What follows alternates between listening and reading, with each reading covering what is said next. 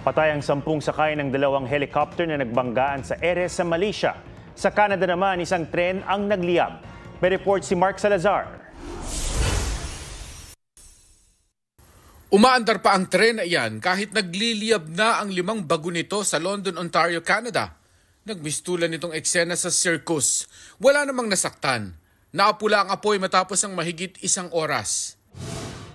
Nabali at bumagsak mula sa tuktok ng gusali ang isang TV tower sa Kharkiv, Ukraine matapos ang umano'y airstrike ng Russia.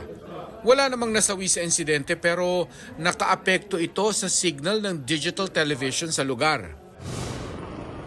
Sa Malaysia naman, 2 helicopter ang bumagsak matapos itong magbanggaan sa ere. Patay ang 10 sakay ng 2 helicopter. Nangyari yan sa gitna ng pagsasanay ng 7 helicopter para sa isang naval parade. Mark Salazar, nagbabalita para sa GMA Integrated News. Mga kapuso, alamin ang State of the Nation. Mag-subscribe sa GMA Integrated News sa YouTube.